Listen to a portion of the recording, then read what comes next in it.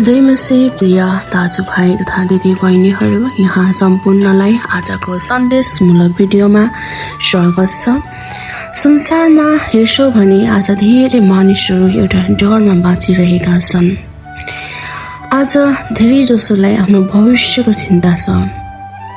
कसैले आफ्नो बिमार भएर बिमारीबाट छुटकाराको निम्ति चिन्ता छ। कसैलाई आफ्नो आर्थिक अवस्थाको चिन्ता छ।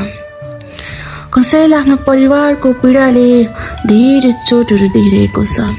यस्तो अवस्थामा परमेश्वरको वचनले यसरी भन्दछ, यशाया 41 को डरमा, यसैले नडरा किनकि म तँसित छु, निरुत्साहित नहो किनकि म तेरो परमेश्वर हुँ। आज परमेश्वरले हामीलाई भन्दै हुनुहुन्छ, नडरा म तँसँग छु। यो प्रतिज्ञा केवल आज परमेश्वरले इस्रायलको मानिसहरूलाई मात्र होइन, आज परमेश्वरमा विश्वास गर्ने हरेक जनका लागि पनि हो। जब मानिसले साथ छोड्छ तब पनि परमेश्वरले साथ छोड्नुहुन्न।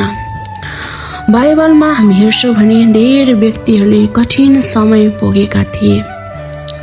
दाउदलाई शत्रुले सताएको थियो भने दानियललाई सिंहको खोरमा फ्याँकिएको थियो। पीडितहरूको जीवनमा पनि सतावटले भोग्नु भएको थियो, तर उहाँहरू कहिले एक्लो हुनुभएको थिएन। परमेश्वरले उहाँलाई हर समय एउटा ढाल भएर सुरक्षा राख्नु भएको थियो। हरेक समय उहाँसँग परमेश्वर हुनुहुन्थ्यो। हामी पनि जीवनमा कहिलेकाहीँ आँसु बगाउँछौँ, धेरै प्रार्थना गर्छौँ, उत्तर ढिलो आएको जस्तो लाग्छ, तर यसको अर्थ परमेश्वरले हामीलाई बिर्सनु भएको होइन।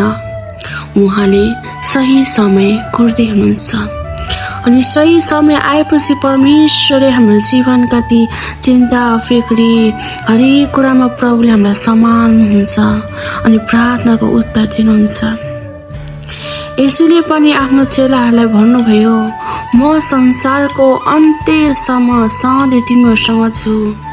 यो प्रतिज्ञाले आज पनि सत्य छ भनी जनाउँदछ।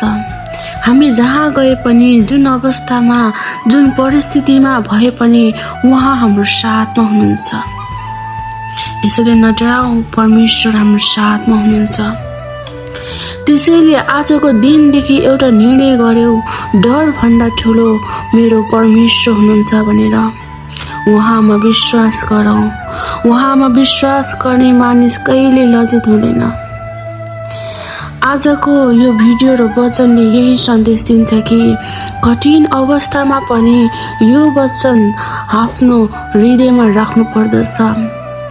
नडरा किनकि म तेरो परमेश्वर हुँ। उहाँले बल दिनुहुन्छ, रक्षा गर्नुहुन्छ, सही समयमा विजय दिनुहुन्छ। आमेन।